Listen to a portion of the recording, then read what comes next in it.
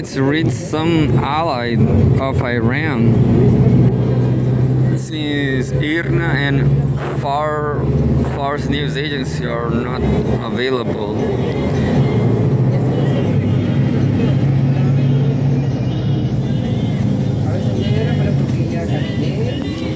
Live updates from Russia Today.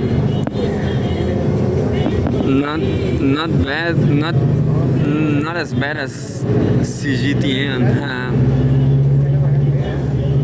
but here we go.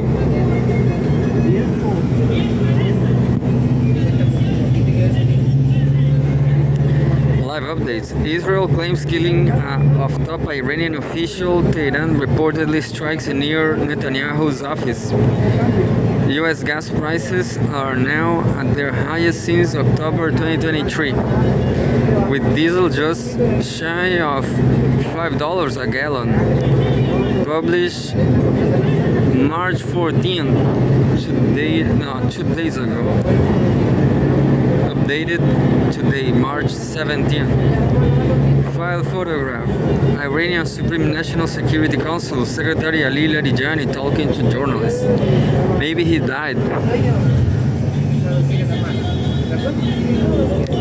Iranian Supreme National Security Council Secretary Ali Larijani has been assassinated in an overnight strike by the IDF.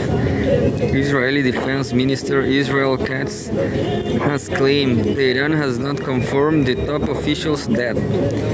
The Israeli military has also reported having killed the commander of Iranian's Bazish paramilitary force, Gholam Reza Soleimani, and other high-ranking members of the group.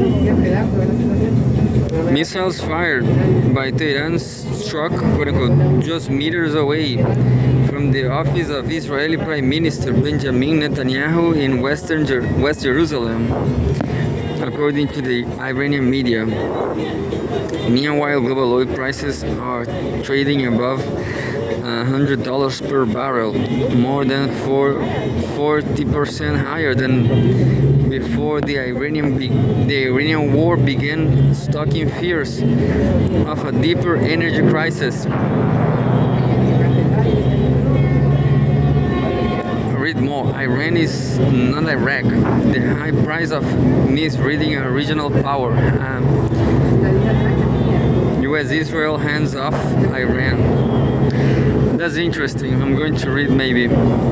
But by now is the live updates. Here are the latest developments. Some 12,000 housing units in Tehran have been destroyed or damaged by the U.S.-Israeli attacks since February 28. The Iranian capital's governor has said. Iran's new supreme leader Mojtaba Khamenei is quote-unquote fine and will soon issue another statement, according to Iranian Deputy Foreign Minister Ismail Baghai. And lastly, a Pakistani national has been killed by falling debris from an intercepted ballistic missile in Abu Dhabi, according to the local authorities. Follow our live coverage below for continuous updates. You can also read our previous updates here. It's getting better, the live updates on Russia Today. Show latest, March 17.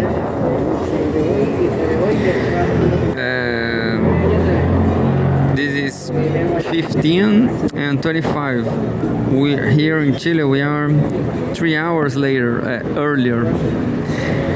Israeli forces have struck Hezbollah launchers, a warehouse, and other infrastructure sites in Lebanon, including the organization's headquarters in Beirut, the IDF has said.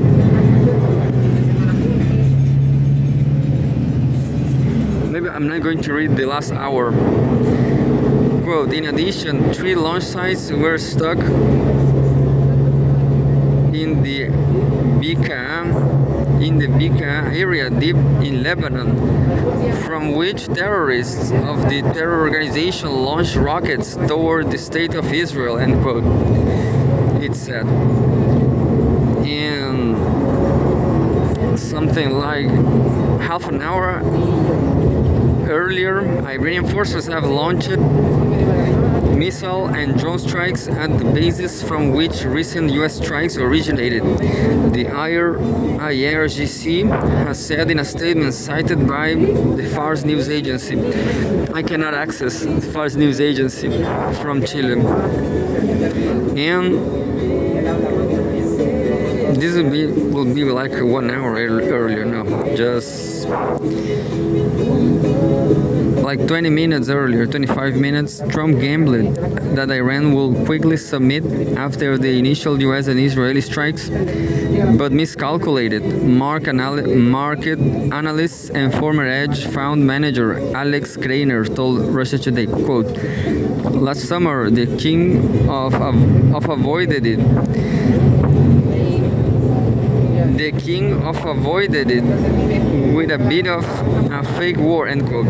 A quick, quote unquote, 25-minute bombing campaign for the US, he said. Adding that this appeared to be a face-saving agreement between Washington and Tehran. However, Trump, quote unquote, pulled the trigger this time and went all out, Krainer said, quote, It seems to have been a gamble that it will be short,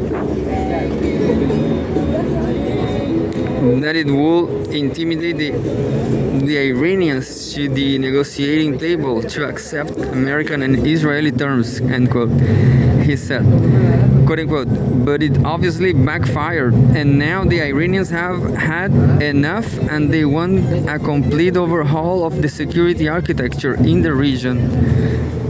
And 20 minutes from before that, photos from Tehran have captured the devastation in the Iranian capital caused continuing by US and Israeli strikes. And just photographs here.